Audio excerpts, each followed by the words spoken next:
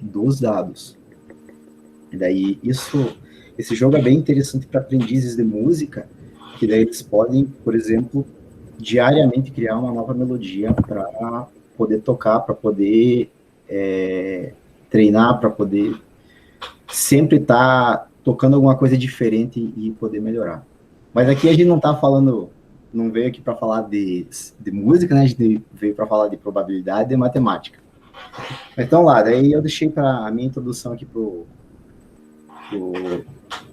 para no meio da apresentação. Então eu sou o Jones, eu sou engenheiro eletrônico, formado na UTFPR de Toledo.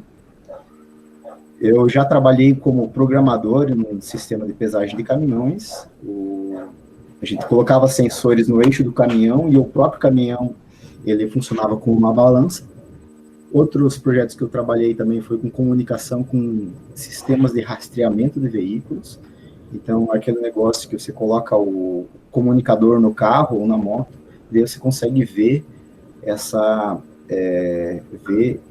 partir do GPS os pontos que esse veículo estava. E daí foram vários projetos envolvendo isso.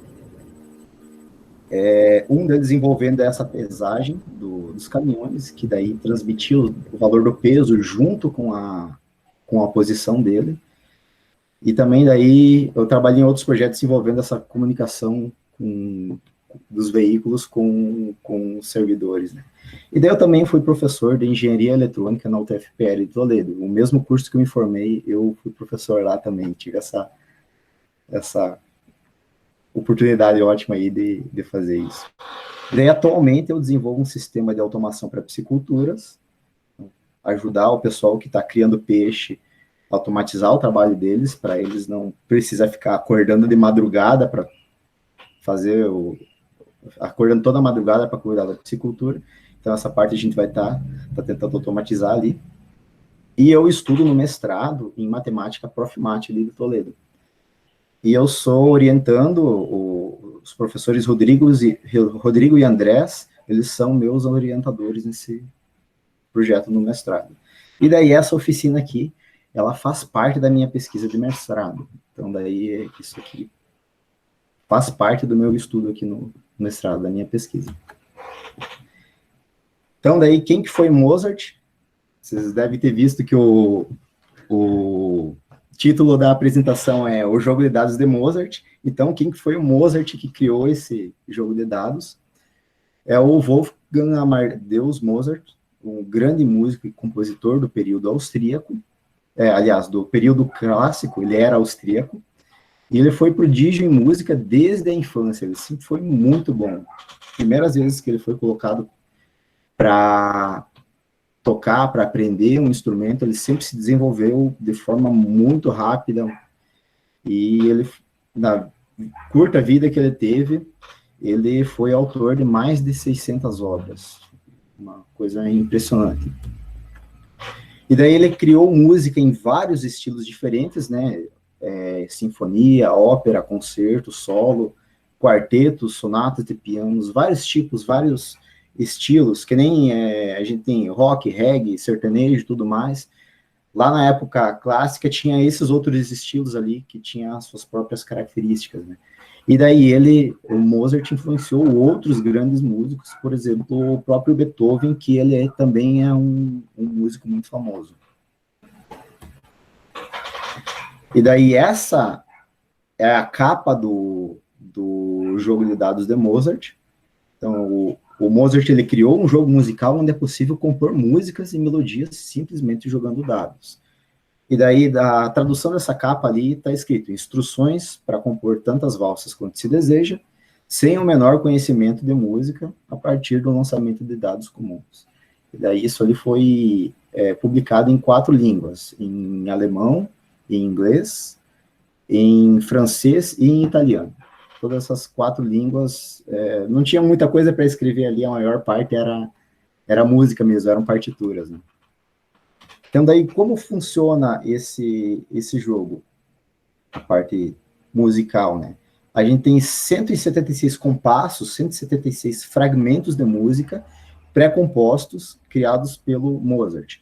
E daí, ao rolar os dados, a gente soma os valores dos dois dados que a gente rola. Então, se der 1 e 1, vai dar 2, se der 1 e 2, vai dar 3, e assim por diante, até 6 e 6 dá 12. Então, a gente tem valores de 2 até 12, e daí, ao rolar os dados, a gente soma os valores deles e seleciona um dos compassos, um desses 176 compassos que estão nas partituras que ele criou ali. Então, aqui, por exemplo, tem só alguns, tem o primeiro, o segundo, o terceiro, até aqui no 16. E daí tem mais 10 desses, tem 176 trechos de música para serem escolhidos. E daí você rola os dados 16 vezes, e daí cada uma dessas vezes vai escolher um compasso dentro dessa partitura ali. E daí, rolando 16 vezes, a gente cria uma música diferente. Rola mais 16 vezes, cria outra música, e assim por diante.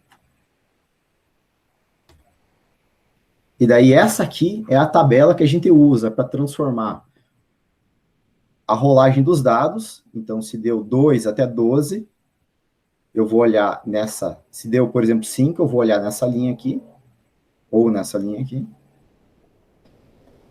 Então, se rolou 5, eu vou olhar nessa linha, e no compasso 1, no compasso 2, 3. Então, cada vez que eu rolo os dados, é uma coluna diferente que eu vou estar escolhendo. Então, por exemplo, deixa eu pegar 2 dados aqui. É difícil abrir essa caixinha. Eu tenho 2 dados aqui. Vou jogar eles. E caiu 4 e 1. Então, deu 5 aqui. O primeiro compasso vai ser o 40. E aí eu vou lá nas partituras e copio o trecho musical número 40. Aí eu jogo de novo, deu 4 e 5, dá 9, e ao compasso 2 vai ser o número 9 aqui, o 84, eu copio esse trecho, e assim por diante. Assim eu vou formando a música, a partir, cada compasso eu escolho uma coluna, e daí, dependendo do valor que sai nos dados, eu tenho uma linha diferente. Beleza? Jones, posso interromper só um pouquinho? Sim. Eu vou falar com vocês uma hora, pessoal, sobre essa questão dos compassos, embora eu não sou professor de matemática, mas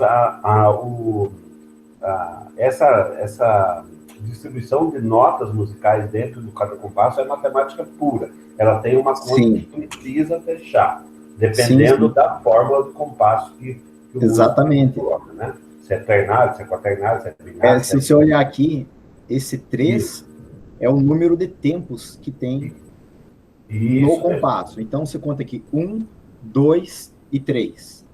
Isso mesmo, exatamente. Se você contar aqui, 1, 2, 3. Aqui tem uma nota que tem tempo dobrado e mais meio tempo de silêncio. Uma nota de tempo dobrado e meio tempo de silêncio. Aqui é uma nota quarta, um quarto do comprimento. Então, essas duas são bem rapidinhas, e essas, então, elas têm tempo de 1, essa aqui é o tempo de mais 1, e essa é o tempo de mais 1. Então, o compasso aqui na partitura é pura matemática. Tem que somar certinho o número de notas. E daí, esse número aqui embaixo, o 8, ele vai dizer qual que é a nota que tem tempo 1. E daí, essa nota aqui tem o tempo 1. Essa aqui tem o tempo 1. Esse tipo de nota aqui. E essa do lado de cá também. E essa nota aqui vai ter o tempo 2, porque no padrão da música tem o dobro. Beleza? Fechou a dúvida, então? Tranquilo. Se vocês tiverem qualquer dúvida ou comentário, podem interromper, que a gente... Num outro momento eu vou falar mais sobre a história do Mozart, que é bem interessante também. Outras coisas que tem que fique mais, assim, porque senão, claro que o Jones não vai conseguir fazer isso tudo numa aula, enfim. E aí, em um outro momento, se vocês tiverem dúvidas, a gente fala mais sobre isso também, beleza? Sim, se vocês quiserem, pode convidar para outra aula, a gente entra também de novo. Vamos lá, então? Então, daí a gente joga os dados, escolhe um dos compassos, joga os dados, escolhe mais um, e assim a gente segue para formar a música completa, que tem 16 compassos. E daí é mais ou menos que nem rolar os dados selecionam uma parte da música da forma semelhante como a gente monta frases. Então, a gente rola o dado e escolhe a vaca, o porco, a ovelha. Rola o dado de novo, escolhe entre correu e andou. E daí rola o dado de novo, escolhe a preposição ali, espero que eu não estou falando português errado. E esse rola o dado de novo e escolho a cerca, o campo ou o cão. Então, fica tipo, a vaca andou ao lado da cerca.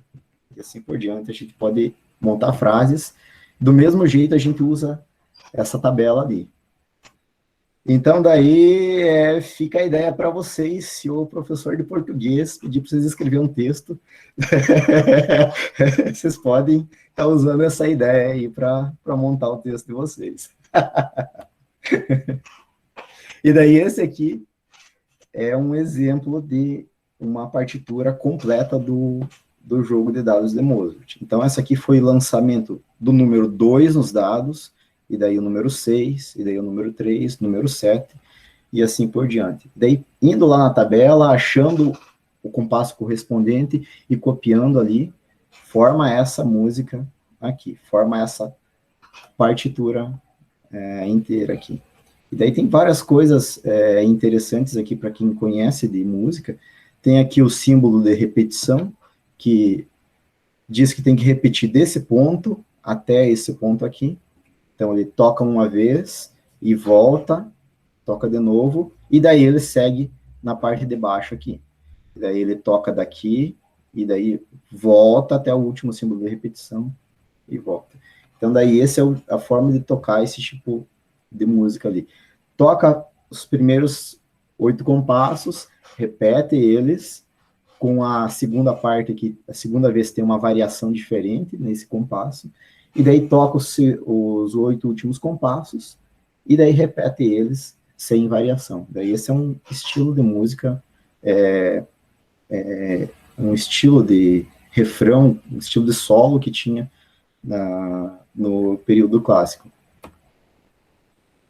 E daí vamos falar agora, vamos entrar finalmente na parte da matemática, né? Que a gente já falou de música, já falou de composição de texto, então vamos falar de matemática agora. Então, com o jogo de dados de Mozart, a gente consegue criar 46 quatrilhões de música diferente. Todas essas combinações a gente consegue criar a partir desse joguinho aqui.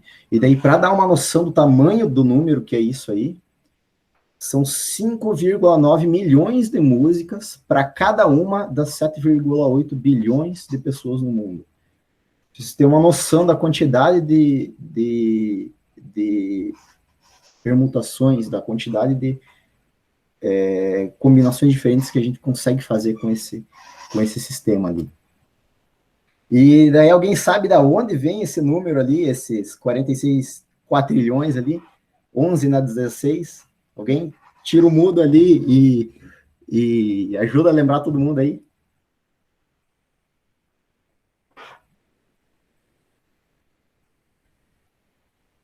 Você mesmo, clica ali. É essa a ideia mesmo.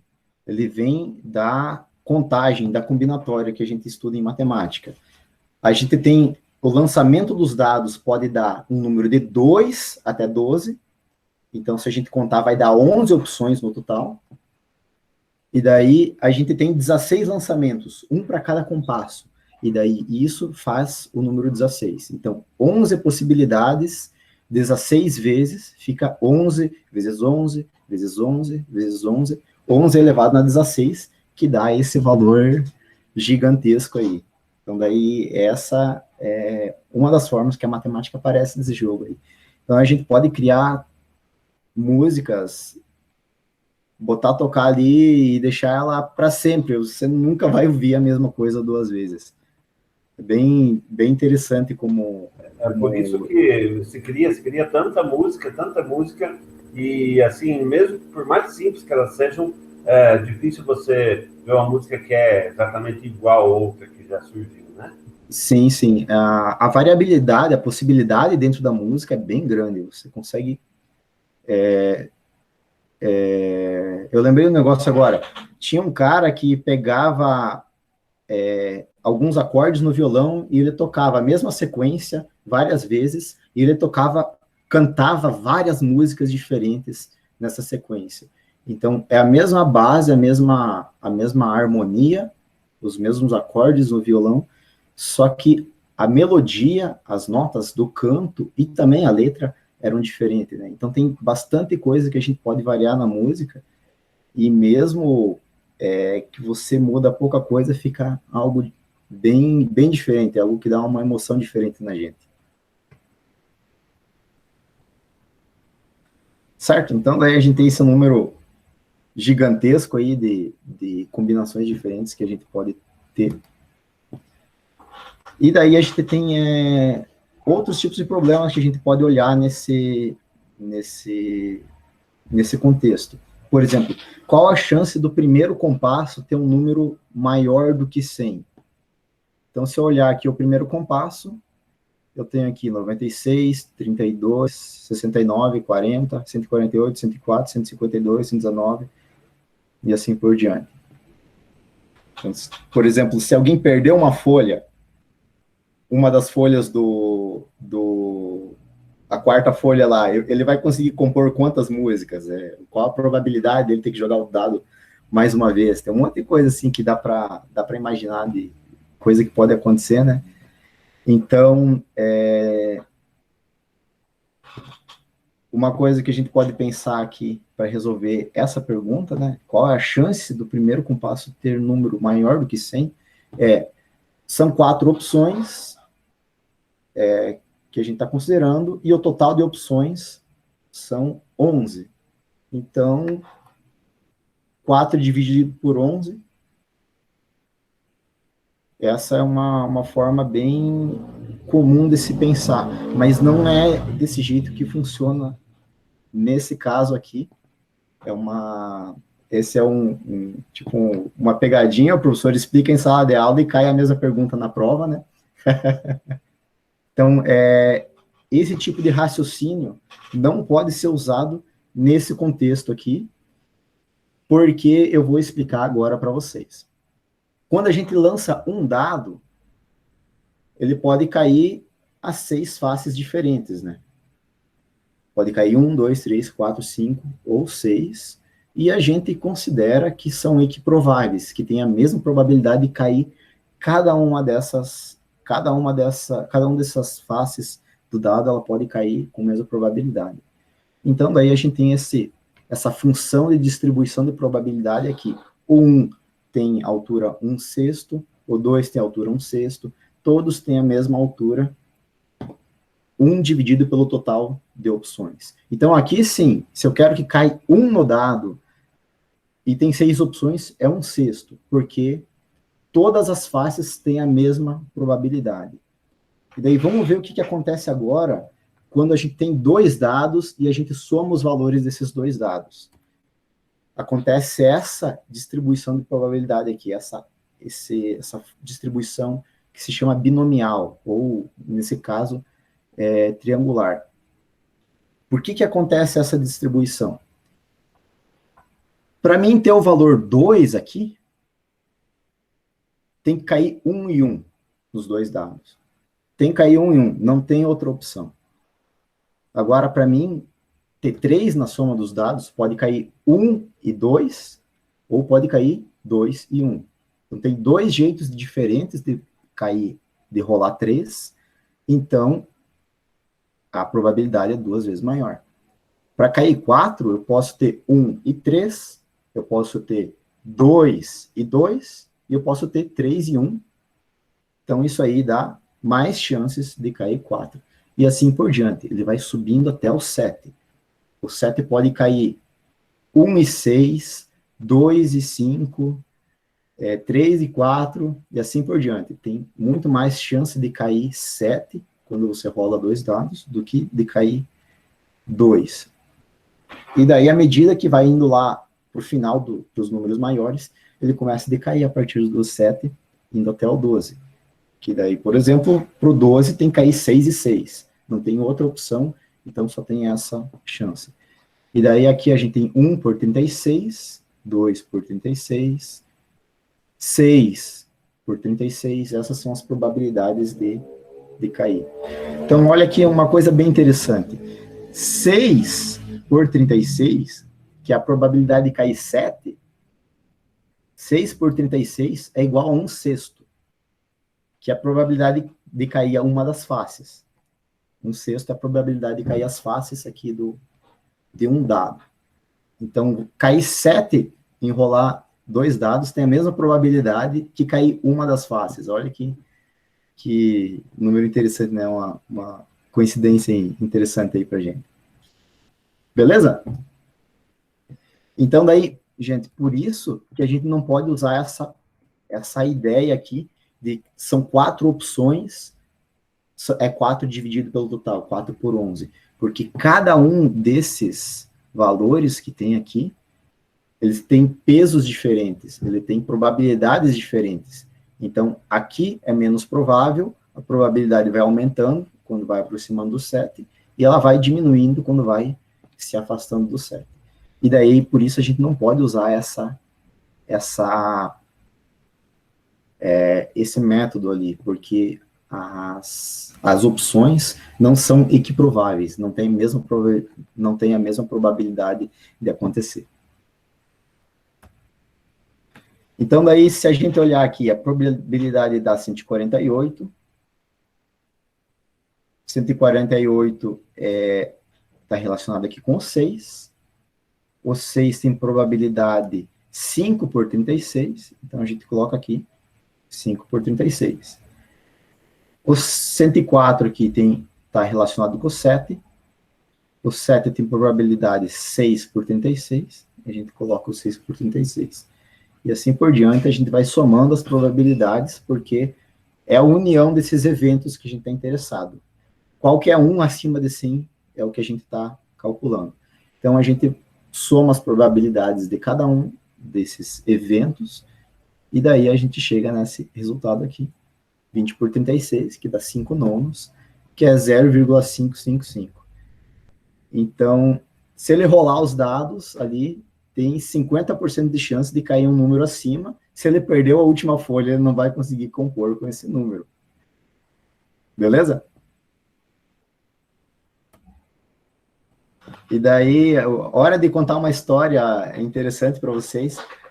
No ano passado, eu fui apresentar sobre essa oficina lá no encontro do mestrado, e daí eu queria viciar 2 dados para fazer uma brincadeira com o pessoal lá.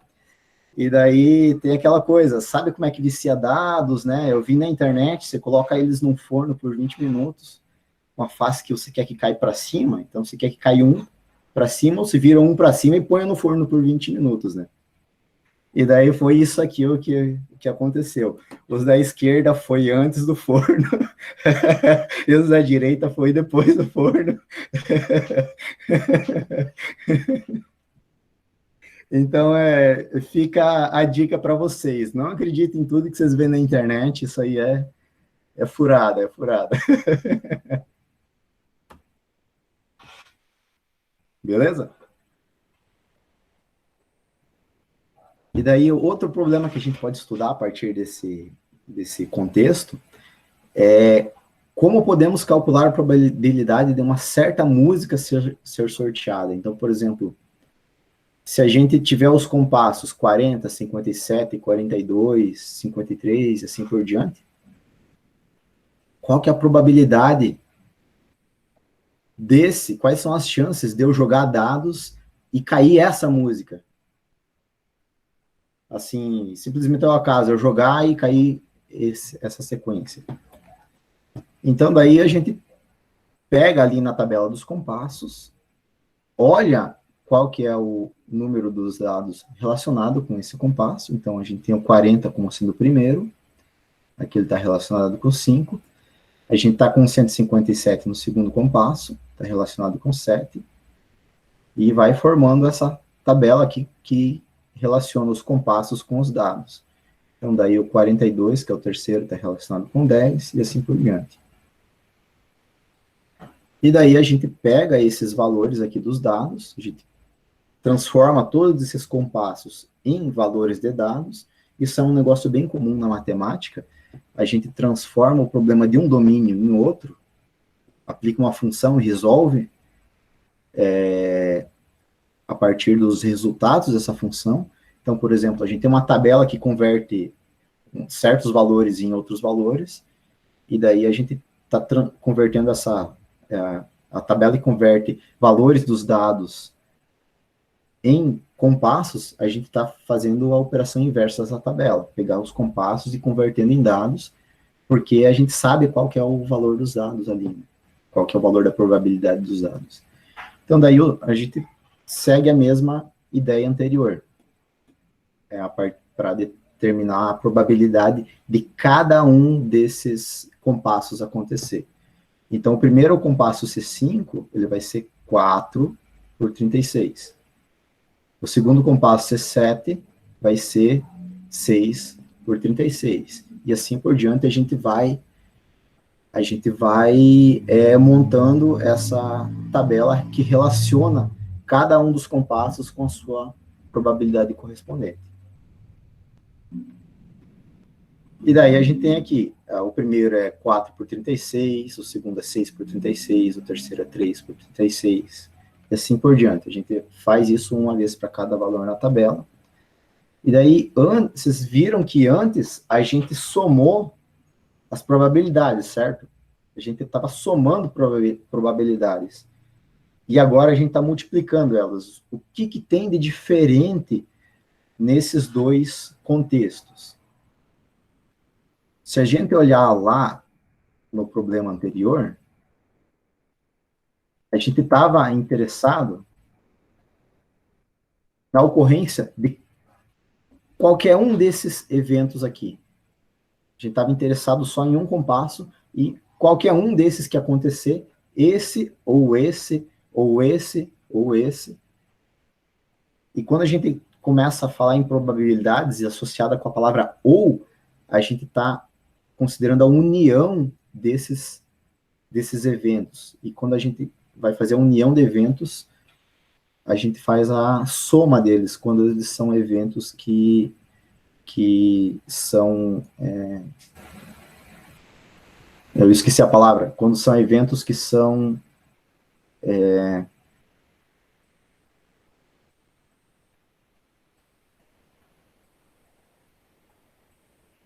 que eles não podem acontecer ao mesmo tempo. Por exemplo, se eu jogar 6, não pode cair 7 ao mesmo tempo. Tem uma palavra para isso ali. Mas enfim. Então, quando esses eventos não podem acontecer ao mesmo tempo... Simultâneos? É isso? Não é isso. Tá. Não, tem mais ou menos essa... É nesse sentido aí, que os dois não podem acontecer ao mesmo tempo. Simultâneos é uma das formas de falar. E daí, a gente está unindo essas probabilidades, porque qualquer uma delas acontecer nos interessa. E agora, o que a gente está tentando resolver nesse problema aqui? Deixa eu voltar lá nos compassos todos. O problema que a gente está resolvendo agora é a probabilidade de uma música inteira ser composta. Então, eu quero esse compasso aqui, 148, esse número 60, esse número 27, esse 63, então tudo em sequência. Então, daí, esses são eventos que são...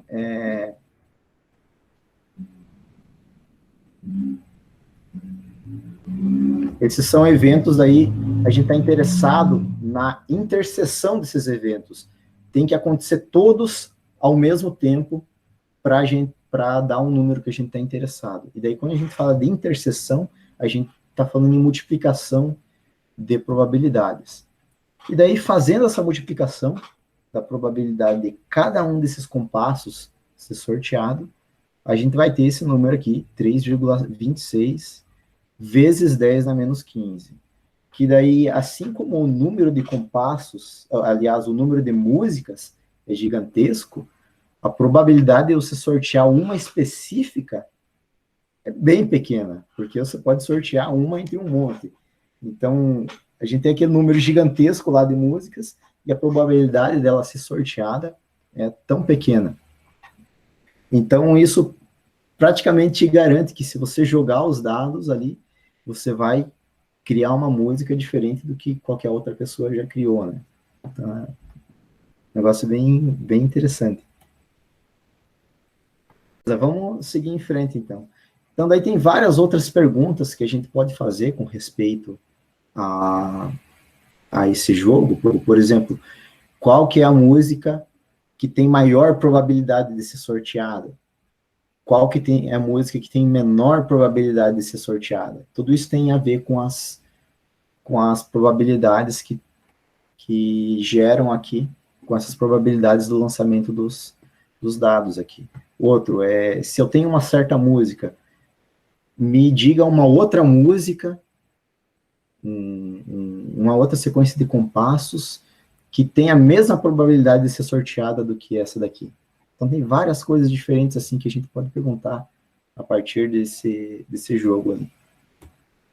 E daí vocês lembram que a gente acabou de falar da distribuição de probabilidade de um dado. A gente acabou de falar disso aqui, que é equiprovável, né? Cada face dos dados tem a mesma probabilidade de acontecer.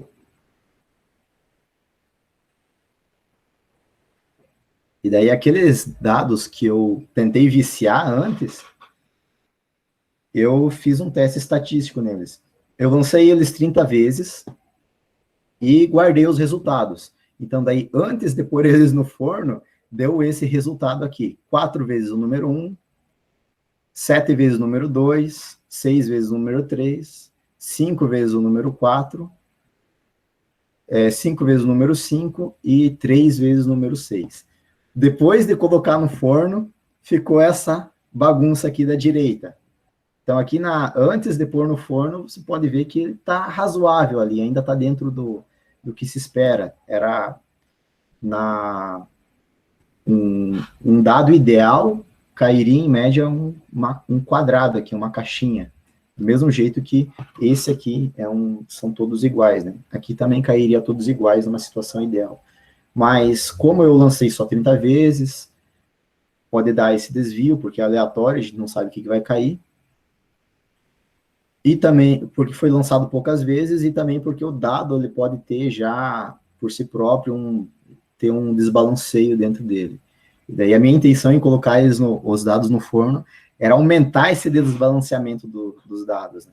E daí vocês podem ver que ele realmente ficou desbalanceado. Ele caiu 7 vezes o 1, uma vez o número 2, 4 vezes o número 3, nenhuma vez o número 5,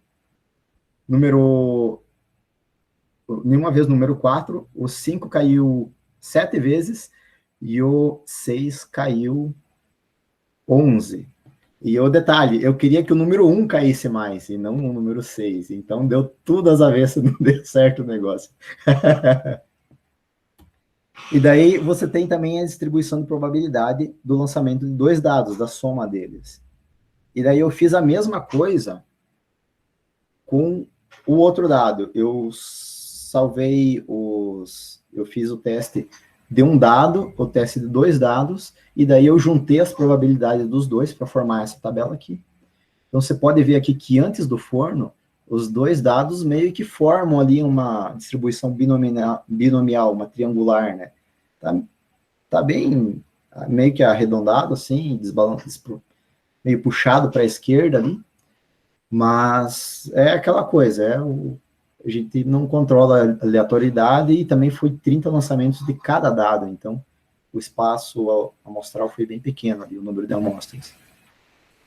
E daí, isso foi antes deles ir para o forno. Depois do forno, você pode ver aqui como fica desbalanceado, como mudou a característica da distribuição da probabilidade. Ali o 1 ficou com probabilidade, cair 2 ficou com probabilidade alta, 3, 4, 5, 6 com probabilidade alta, o 7 com a probabilidade absurda, praticamente sempre caía 7, e daí aqui o 12 também ficou com probabilidade alta.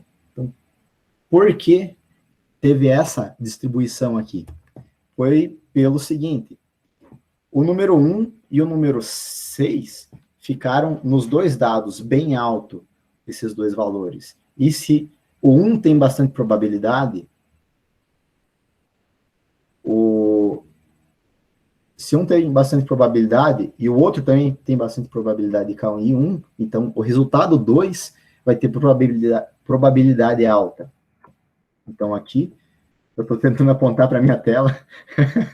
Então aqui o 2 vai ter probabilidade alta. E a mesma coisa aqui, o 7, aliás, o 6 tem probabilidade alta, nos dois dados ficou alta, então probabilidade da 6 e 6 também ficou alto, então o 12 que ficou altinho também. E daí o 7, juntando o 1 e o 6 num dado, e o 6 e 1 no outro, deu tudo essa... Tinha duas formas diferentes de formar o 7, e as duas com probabilidade muito alta. Então deu esse pico bem grande ali no 7. Então, tudo isso ali só por causa que eu viciei os dados.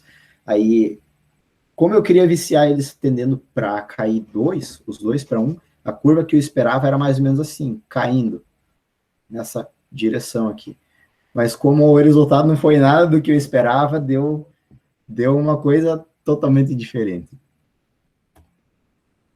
Então, daí, vamos fechar aí a nossa oficina. A gente tem o jogo de dados de Mozart online. Tá nesse link ali. Eu vou postar eu vou postar para vocês no Google. Deixa eu abrir aqui os links. Deixa eu ver aqui como é que eu posto para vocês. Ali do ladinho tem ali, mandar mensagem. Achei. Isso. Manda aí, o pessoal já copia. Dá até para alguém copia e coloca no WhatsApp. Deixa que eu copie. Para mim aqui tá fácil. Tá, beleza. Então daí a gente pode brincar com esse jogo sem precisar mexer com partitura, sem precisar copiar as coisas, sem ter dados. A gente pode fazer uma brincadeira entrando nesse site aqui. E eu não sei se vocês conseguem ouvir o que eu toco aqui no computador, mas eu posso vir aqui em Play Song, que é tocar música, e ele vai tocando as músicas em sequência. Aliás, vai tocando os compassos em sequência. Eu posso parar aqui em Stop. Eu posso gerar uma nova música. Ele vai sortear ali. A página web vai sortear os valores. E você pode tocar em laço, que ele vai tocando uma, e daí ele vai mudando o lado. Ele está tocando aqui, ele vai mudando aqui. Então, daí, com o passar do tempo, sempre vai tocando um negócio diferente. E, sei lá, se você quiser, se você tiver a fim de ouvir um negócio que nunca repete, é sempre meio parecido, é o mesmo estilo, mas que nunca repete, você bota isso aí tocar e, sei lá, pode relaxar aí ouvindo o jogo de dados de Mozart tocando aí indefinidamente. Ótimo. Fechou? E daí, se vocês quiserem também, se vocês têm interesse na parte musical, em produzir uma música, fazer os compassos, se vocês são letrados em música, aí vocês têm essa opção aqui de ver a publicação original, lá daquela foto que eu mostrei para vocês antes lá. Daí tem lá, tem a página inicial, a capa, a tabela e as 4 folhas de partituras que tem nessas composições, com 176 compassos diferentes. E daí é só rolar dados, copiar a partitura e assim por diante, que vocês conseguem compor as músicas. Show de bola. Muito bem. Beleza. Alguém tem uma pergunta, pessoal, para o professor Jones? E daí, eu vou pedir para vocês preencher esse formulário que eu vou mandar para vocês agora, que isso tem a ver também com a minha pesquisa. Então, daí isso aí é importante para mim que vocês preenchem esse formulário, Tá, eu vou mandar Não, vou mandar agora no grupo, pessoal, preencham esse formulário, por favor. Por favor, isso é bem importante para a gente. Para E poder daí eu... validar o trabalho do Jonas no mestrado, tá? Façam esse favor, por gentileza. Já está no WhatsApp. E daí eu queria também agradecer todo mundo aí que participou. Eu queria ajudar, agradecer o professor Milton, que colaborou aí, cedeu espaço.